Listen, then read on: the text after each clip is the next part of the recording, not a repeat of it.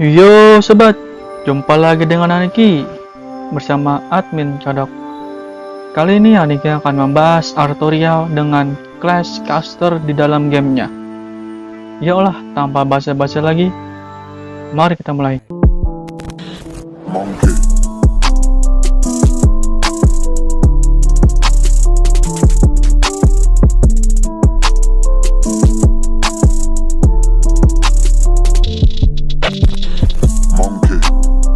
Namanya adalah Altria, anak yang diramalkan, yang dipilih oleh tongkat seleksi.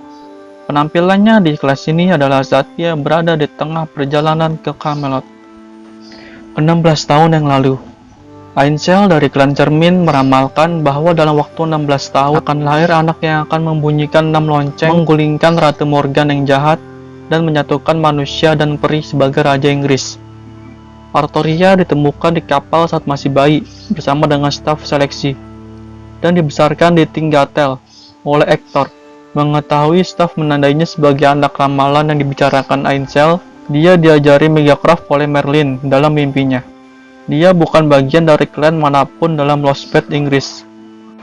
Beda dengan versi Artoria yang lainnya, Caster tidak memiliki sifat naga dan raja, juga tidak memiliki nama belakang Pendragon. Karena dia tidak memiliki sejarah yang sama dengan Artoria yang menjadi Raja Arthur. Dia adalah peri yang diciptakan oleh planet itu sendiri untuk menjadi penyelamat Lost Path Inggris setelah Chill of Prophecy sebelumnya Tonelico gagal. Dia adalah seorang gadis lugu dan sangat energik. Altria adalah sosok gadis yang tidak suka kalah, kuat dalam menghadapi kritik dan kesulitan, menghargai suasana sekitarnya lebih dari apapun, dan menyembunyikan perasaannya yang sebenarnya dari semua orang. Ketika dia mencapai Ascens ketiga, dia dapat menggunakan banyak pedang berharganya sebagai katalis untuk Megacraft, seperti Carwenan, Spumador, dan Marmaeidos. Tongkat raksasa yang dibawa Altria dalam Ascens ketiga adalah pedang besar Marmaeidos yang ditempa oleh Dewa Api Vulkan dan diberikan kepada pahlawan hebat Herakles. Dikatakan bahwa pedang ini melebihi kekuatan Excalibur versi normal, dan pada saat Raja Arthur meminjamkan Excalibur kepada Gawain, dia menggunakan Marmaeidos sebagai penggantinya. Altria Caster dipanggil ke Chaldia sedikit lebih awal. Hubungannya dengan Master dikatakan lebih seperti sesama teman yang bisa diandalkan daripada pahlawan dan magus. Dia jadi depresi ketika melihat Altria versi Raja para pahlawan menjadi tiran, dan tersenyum bahagia sambil berkata, "Kelihatannya bagus," dari lubuk hatinya ketika melihat Altria samar. Gadis seperti itulah Altria yang ini. Dalam salah satu dialognya, dia bilang kalau Merlin di Chaldia ternyata masih sama seperti yang dia kenal. Sama-sama ngeselin dan main nitip remade murder ke orang lain tanpa diketahui tujuannya. Dia tahu takdirnya, tetapi takut untuk menghadapinya, dan berharap bahwa dia bukan anak yang diramalkan, merasa tidak layak dan tidak menginginkan gelar yang begitu tinggi.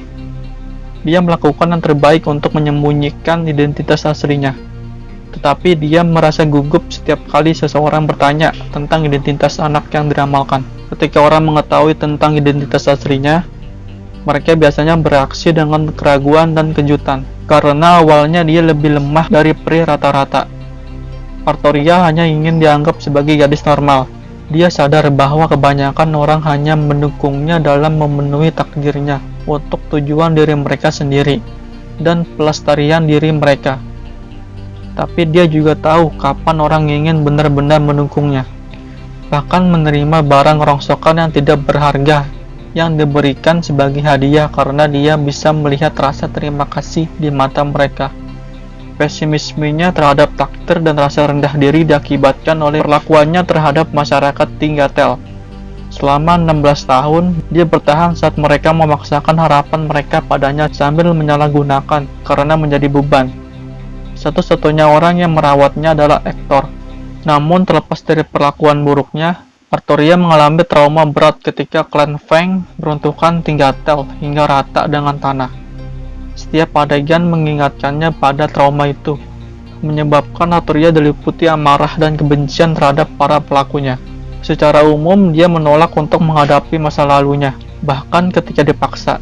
Sebenarnya dia tidak peduli untuk menyelamatkan Inggris dan menipu dirinya sendiri untuk memenuhi tugasnya, untuk memenuhi harapan orang lain. Sebaliknya, dia berjuang demi manusia dan peri untuk alasan yang saat ini dirahasiakan. Dia juga takut tidak punya tempat untuk pergi setelah tugasnya terpenuhi, tapi dia akan tumbuh untuk melihat semua kehidupan di planet ini sebagai setara dan bersumpah untuk melindungi mereka. Terlepas dari apakah mereka berasal dari sejarah manusia yang tepat, singularitas, atau Lost Belt. Arturia dari Penhuman History memiliki kepribadian yang lugas. Tetapi Arturia dari Lost Belt tidak sekuat itu. Di dalam, dia adalah seorang pesimis dengan watak yang sangat lemah dan pemalu. Dalam hatinya, dia menghela nafas sambil berpikir bahwa dirinya sebagai anak ramalan dan orang-orang di sekitarnya yang merusak diri sendiri saat mereka menaruh harapan, padahal seperti itu adalah bodoh. Bukan karena dia kelelahan atau memandang rendah mereka, dia hanya merasa berat. Tetap saja, karena dia memperhatikan suasana di sekitarnya, Arturia tidak mengungkapkan aspek-aspek dalam dirinya, dan malah berakhir mengikuti penampilan dengan mengatakan, "Oke, serahkan padaku," dan berperilaku persis seperti yang diharapkan lingkungan. Semua karena dia tidak ingin bertengkar dengan siapapun dan tidak ingin membenci siapapun. Aku bisa bertahan kali ini, tapi kemungkinan besar, lain kali, aku mungkin akan menyerah pada segalanya.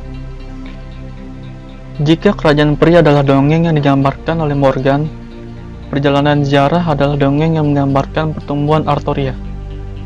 Meskipun muncul untuk mengisi peran yang sama dengan Dorothy, protagonis Wizard of Oz, dia sebenarnya memiliki kelemahan yang mirip dengan kumpulan orang-orang sawah yang tidak bisa berjalan dengan baik, tidak bisa melihat kakinya sendiri, tidak punya akal, penebang kayu dengan hati hampa, dan singa yang tidak mau menunjukkan keberanian.